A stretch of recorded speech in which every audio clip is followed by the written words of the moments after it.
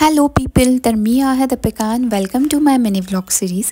तर आपल्या सगळ्यांचा आवडीचा आणि उत्साहाचा सण सुरू आहे. बाप्पा सगळीकडे विराजमान झालेत. सो मी आणि अजयने ठरवलं, चला आपल्या लाडक्या बाप्पांना भेट देऊया. सो आम्ही मी माझं लॉगआउट केलं आणि त्यानंतर रात्रीचे 1 वाजता आम्ही घराबाहेर निघालो. तर सर्वप्रथम आम्ही गेलो तो पहिला मानाचा गणपती श्री कसबा गणपती. त्यानंतर आम्ही वळलो दुसऱ्या मानाच्या गणपतीला, जो की आहे तांबडी जोगेश्वरी गणपती. असं उत्तम छान असं दर्शन केल्यानंतर आम्ही निघालो तिसरा मानाचा गणपती, जो की होता गुरुजी तालीम गणपती.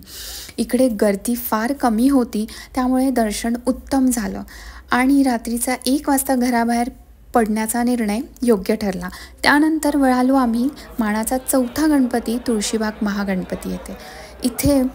इथला देखावा अप्रतिम होता. खूप सुंदर होता. असं छान डोळे भरून दर्शन घेतल्यानंतर आम्ही निघालो मानाचा 5वा आणि शेवटचा गणपती, जो की केसरीवाडा गणपती. याचंही दर्शन अतिशय छान झालं. त्यानंतर पावले वळाली ती भाऊसाहेब रंगारी गणपती येथे. इथली सजावट खूप सुंदर होती, तुम्ही पाहूच शकता. तुमच्यासाठी मी सगळे क्लिप्स काढले आहेत आणि ही गणपतीची मूर्ती तर अप्रतिम आहे. माझी सगळ्यात आवडती मूर्ती. हे तर तुम्हाला माहितीच आहे, ज्यांनी गणपती स्थापित केला. आणि त्यानंतर आजूबाजूचे सर्व गणपती आम्ही पाहत गेलो. पुण्यात आल्यानंतर मानाचे गणपती नावाची जी संकल्पना आहे ही नेमकी काय असते हा प्रश्न मला पडला होता. आणि मग सुरू झाला तो प्रवास, म्हणजे पुण्यातल्या गणपतींना भेट देण्याचा. ही मूर्ती तुम्ही पाहत असाल, हा देखावा केला होता जिकडे महालक्ष्मीचं मंदिर साकारलं होतं. अतिशय उत्तम आणि खूप सुबक असं हे मंदिर साकारलं गेलं होतं, जिकडे गणपती बाप्पाचं आणि महालक्ष्मी दोघांचं दर्शन झालं. त्यानंतर थोडा वेळ काढून आम्ही चहा घेतला आणि निघालो होतो आपल्या लाडक्या बाप्पाच्या दर्शनासाठी दगडूशेठ गणपती बाप्पाकडे. सगळीकडे एकच बोलबाला होता, स्नॅपचॅट, फेसबुक, इंस्टाग्राम, व्हॉट्सॲप बंद करा, फोन बंद करा, कॅमेरेज बंद करा, हात सोडून दर्शन घ्या. सो मी ते केलं नाही आहे, हे अजयनी मला कॅप्चर केलं आहे. सो तुमच्यासाठी हे सगळं कॅप्चर केलं आहे. आणि दुसरी गोष्ट म्हणजे हा क्षण आपल्याला पुन्हा अनुभवता यावा यासाठी मोबाईलमध्ये कॅप्चर करणं खूप महत्त्वाचं होतं.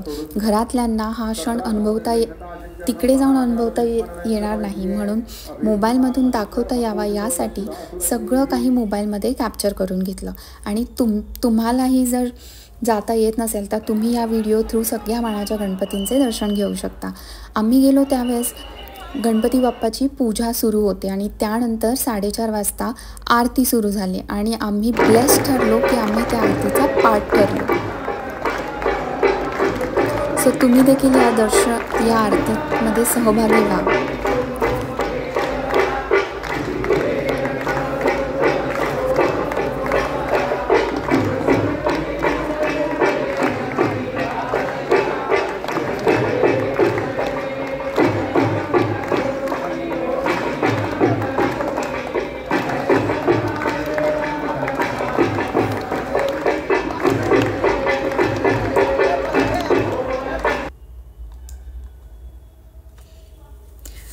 असं छान असं सुंदर दर्शन आणि आरती झाल्यानंतर डोळे भरून गणपती बाप्पाला पाहिल्यानंतर बाप्पा बोलले, बास कर आता घरी जा, नाहीतर दुसऱ्या दिवशी परत चालू होईल तुझा की रात्रभर गणपती बाप्पांच्या दर्शनाला फिरत होते म्हणून पाय दुखतात.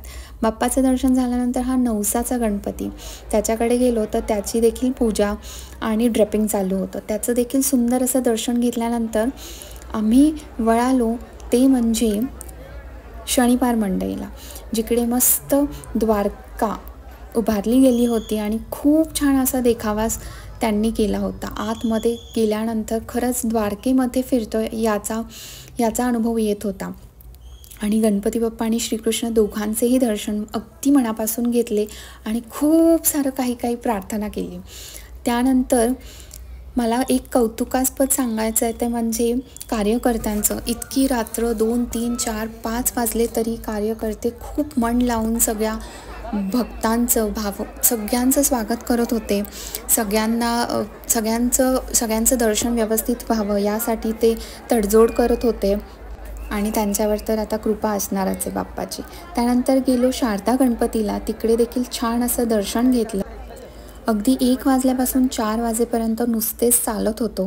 5 वाजता घरी पोहोचलो तरी काहीही थकवा जाणवत नव्हता, कारण बाप्पांचं खूप छान दर्शन झालं होतं. सो तुम्ही देखील मस्त असं माझ्या व्लॉगमधून छान छान असं ह्या बाप्पांचं दर्शन घ्या आणि माझा व्लॉग खूप छान असा एन्जॉय करा. लाइटिंगचे देखावे असे खूप छान सगळीकडे उभारले गेले आहेत. हा हिराबागमध्ये तर लाइटिंगचा जो शो होता तो एक खूप म्हणजे खूप छान आहे. तुम्हाला जर वेळ भेटला तर नक्की जाऊन बघा आणि मस्त हा माझा व्लॉग एन्जॉय करा आणि बोला गणपती बाप्पा मोरया, मंगलमूर्ती मोरया. गणपती बाप्पा हे शहाणपण आणि बुद्धिमत्तेचे प्रतीक आहे. नवीन सुरुवात आणि भाग्याचं प्रतीक आहे. अडथळे दूर करणारं आहे. म्हणून तर त्याला आपण विघ्नहर्ता असे म्हणतो.